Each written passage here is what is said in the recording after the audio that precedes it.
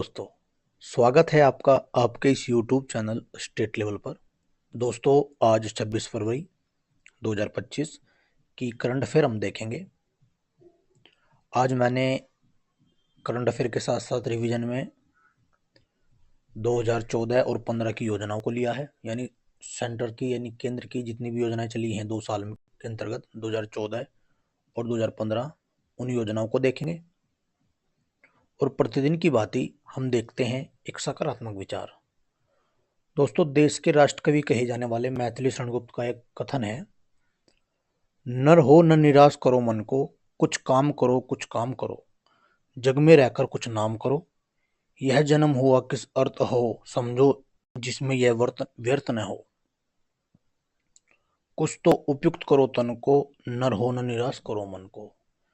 जी हाँ दोस्तों, इस बात का सीधा सीधा तात्पर्य यही है कि जब आपको ये इंसान जीवन मिला है तो दोस्तों निराश ना हो आप।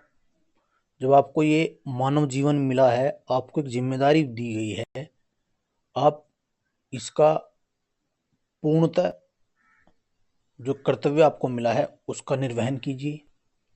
आप निराश ना हो, कुछ कार्य करो, जग में रहकर अपना एक नाम करो।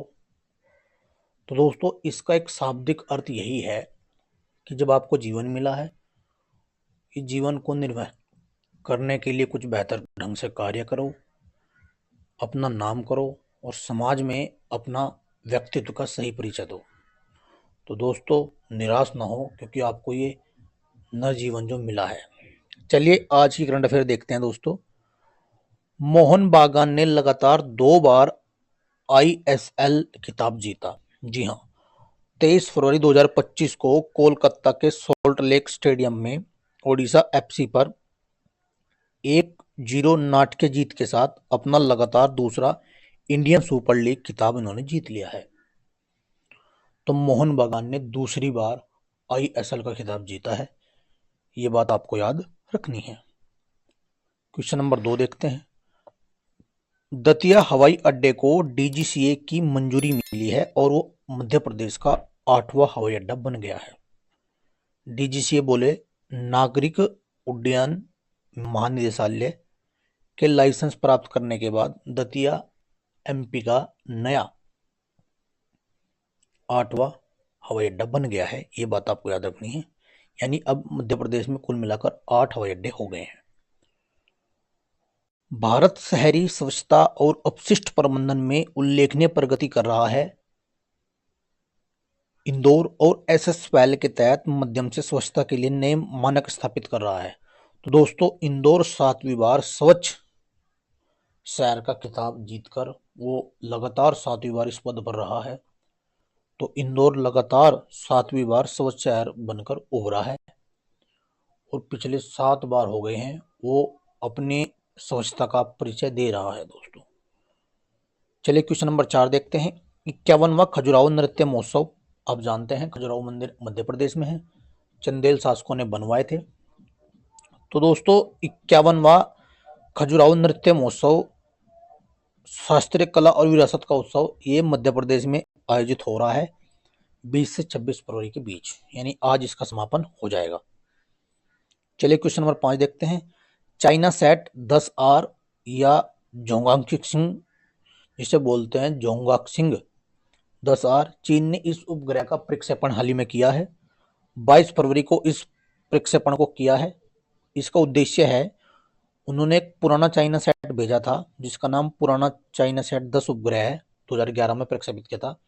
ये उसका पता लगाएगा दोबारा, उसे मतलब उस उपग्रह को जांच करेगा जो अब भेजा जाएगा। यानी जो 10R है वो पुराना जो 10 चाइना सेट 10 उपग्रह भेजा गया था उसकी जांच करेगा कि वास्तव में उसकी यथास्थिति क्या है। चलिए क्वेश्चन नंबर 6 देखते हैं। हरियाणा गवाह संरक्षण योजना, जी हाँ, हरियाणा में एक योजना चलाई गई है जिसका नाम गवाह संरक्षण योजना है। आपराधिक न्याय प्रणाली कोर को मजबूत करने के लिए मुख्यमंत्री नायब सिंह सैनी ने हरियाणा में इस योजना का शुभारंभ किया है। यानी इस योजना के माध्यम से आपराधिक न्याय प्रणाली में सुधार होगा, ये बात आपको याद रखनी है। क्वेश्चन नंबर 7 देखते हैं। भारत बांग्लादेश ने नई सीमा हॉटलाइन स्थापित की। जी हाँ दोस्तों, बीएसएफ और बीजीबी यानी बांग्लादेश की सेना और भारत की बीएसएफ ने दोनों के इनके महानिदेशक एक साथ इकट्ठे हुए और दोनों की बैठक में ये बात सामने आई है कि भारत और बांग्लादेश ने सीमा पर बाड़ लगाने के लिए 99 नए क्षेत्रों की पहचान की है, जिसे नई सीमा हॉटलाइन कहा जा रहा है। इससे मतलब होता है आपस में कम्युनिकेशन, विचार विमर्श करने के लिए इन हॉटलाइनों का प्रयोग किया जाएगा। तो आपको याद रख लेना है, भारत बांग्लादेश के बीच नई सीमा हॉटलाइन स्थापित की जा रही है।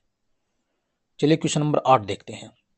राष्ट्रीय धन्वंतरी आयुर्वेद पुरस्कार जो आयुष मंत्रालय द्वारा दिया जाता है, 3 व्यक्तियों का नाम इसमें शामिल किया गया है। वेद ताराचंद, वेद मायाराम उनियाल और वेद समीर गोविंद जंदागनी। इन तीनों व्यक्तियों को राष्ट्रीय धन्वंतरी पुरस्कार दिया जाएगा, ये भी आपको याद कर लेना है। क्वेश्चन नंबर 9 देखते हैं। उत्तराखंड ने 1.01 लाख करोड़ का बजट पेश किया। बुनियादी ढांचे और कल्याण को प्राथमिकता दी गई है। उत्तराखंड के वित्त मंत्री प्रेमचंद अग्रवाल जी हैं, तो ये बात आपको याद रखनी है। हालांकि अभी हरित बजट भी पेश किया था राजस्थान ने, उत्तर प्रदेश ने बजट पेश किया है। लगभग सभी राज्य इस समय अपना बजट पेश कर रहे हैं दोस्तों। देखते हैं आज का अंतिम प्रश्न, 10वां प्रश्न। वित्तीय साक्षरता सप्ताह 2025। वित्तीय साक्षरता सप्ताह, इसकी जो शुरुआत है वो भारतीय रिजर्व बैंक ने की है। इसका विषय है वित्तीय साक्षरता महिला समृद्धि। ये 24 से 28 फरवरी तक अरुणाचल प्रदेश में आयोजित किया जा रहा है। यानी 24 फरवरी से शुरू हुआ है और 28 फरवरी तक ये अरुणाचल प्रदेश में आयोजित किया जा रहा है। भारतीय रिजर्व बैंक इसे आयोजित कर रहा है दोस्तों। तो दोस्तों ये थे आज के 10 महत्वपूर्ण प्रश्न। अब मैं आपसे पूछता हूं रिवीजन के 2 प्रश्न, आपको मेरे से बताना है। पहला प्रश्न आपको ये मेरे से ये बताना है, हाल ही में राजस्थान ने अपना बजट पेश किया, उन्होंने कितनी धनराशि का आवंटन किया है, यानी कुल कितने लाख या करोड़ का बजट उन्होंने पेश किया है। पहला प्रश्न तो आपको मेरे से बताना है।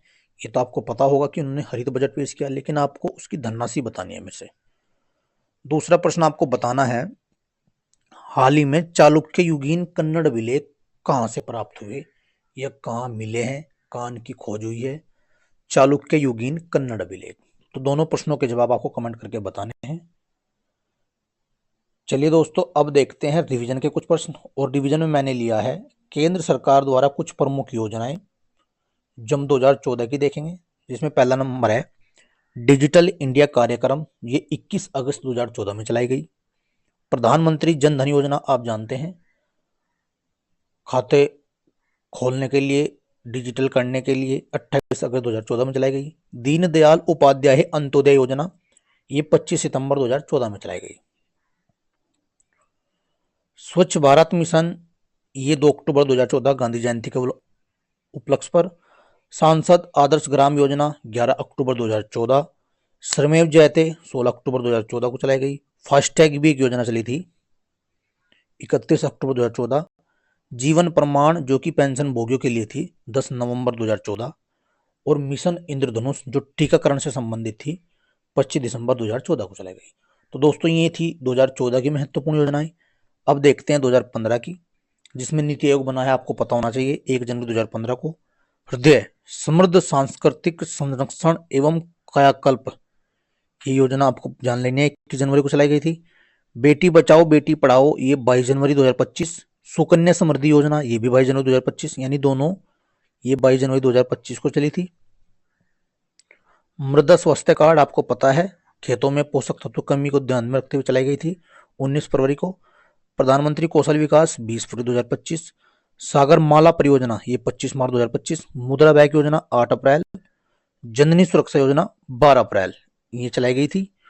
उसके बाद उजाला योजना 1 मई 2015। और फिर 3 योजनाएं एक साथ चलाई गई 9 मई 2015 को। प्रधानमंत्री जीवन ज्योति बीमा योजना, प्रधानमंत्री सुरक्षा बीमा योजना और अटल पेंशन योजना, ये तीनों 9 मई 2015 को चलाई गई। फिर एक उस्ताद योजना चलाई गई, अल्पसंख्यक कारीगर, जितने भी कारीगर अल्पसंख्यक हैं, जो अच्छे कारीगर हैं, 14 मई 2015 के लिए को चलाई गई। कायाकल्प जो कि जन स्वास्थ्य कार्यक्रम है, ये 15 मई को चलाया गया। डीडी किसान चैनल 16 मई को चलाया गया। हाउसिंग फॉर ऑल स्कीम आप जानते होंगे, ये आवासीय योजना थी, सभी को घर उपलब्ध करवाना, 25 जून 2015 में चलाई गई। Atal mission for rejuvenation and urban transformation, जिसे अमृत बोलते हैं, ये 25 जून 2015 में चलाई गई। स्मार्ट सिटी परियोजना, ये भी 25 जून 2015 में चलाई गई। डिजिटल इंडिया, ये 1 जुलाई 2015 में चलाई गई। इंद्रधनुष सार्वजनिक बैंक की सुदृढ़ता के लिए 7 सूत्रीय मिशन, ये अगस्त 2015 में चलाया गया।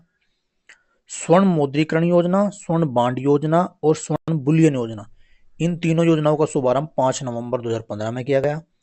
और दोस्तों उदय योजना, उज्ज्वल डिस्कम योजना, ये भी 2015 में चलाई गई। तो इस वीडियो के माध्यम से आज हमने 2014 और 2015 की केंद्र सरकार की जितनी भी प्रमुख योजनाएं थी मैं देखी। कल को हम आगे करके ऐसी 2025 तक की जितनी भी प्रमुख योजनाएं हैं ऐसे धीरे धीरे करके देखेंगे। तो दोस्तों आज की इस वीडियो से हमने कुछ योजनाएं और 10 महत्वपूर्ण करंट अफेयर के प्रश्न देखे।